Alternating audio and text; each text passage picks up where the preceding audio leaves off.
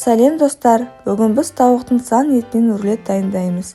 Сіздердің дастархандарыңызда ашып тұратын және де дәмі өте ерекше және жасалу жолы өте оңай рулеттің рецептісімен бөліскім келіп тұр. Видеоның соңына дейін көріңіздер. Әдеттегідей керекті тағамдардың құрамын видеоның астына жазып қоямын. Алдымен тауықтың етін жақсылап жуып, кептіріп аламыз. Одан соң пышақтың көмегімен сүйектерден ажыратамыз.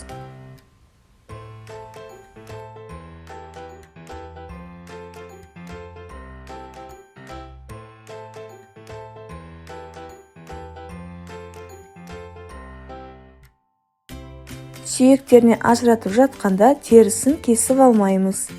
Абайлап пышақтың көмегімен ажыратып аламыз.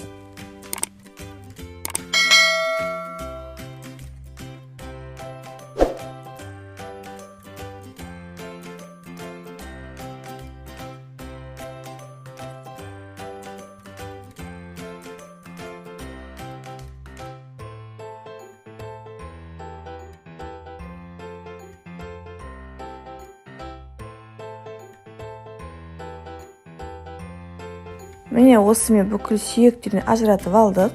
Қолдың көмегімен тағы да бір-екі рет басып қарап шығамыз, қалып қойған сүйектері жоқ бекен. Және де содан соң тауықтың үстіне тұз, бұрыш себеміз. Өзіңіздің қалауыңыз бойынша өзіңіздің сүйекті дәмдеуіштеріңізді салуға болады. Ортасына салмасын саламыз. Менде сәбіз бен сыр. Өзіңіздің қалауыңыз бойынша сала беруге болады. Тауығымызды рулет етіп орап, пергамент қағазына немесе фольгаға қаттылақ орап, екі шетін бүктеп, міне видеода көрсетілгендей етіп, және де 180 градуста қызып тұрған пеште 40 минут пісіріп аламыз. Міне осымен біздің тауықтың сан етінен рулетіміз дайын.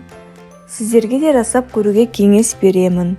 Келесі жаңадан видеоларды жіберіп алмас үшін каналға тіркеліп, қоңырау батырмасын басып қойыңыздар. Ас болсын!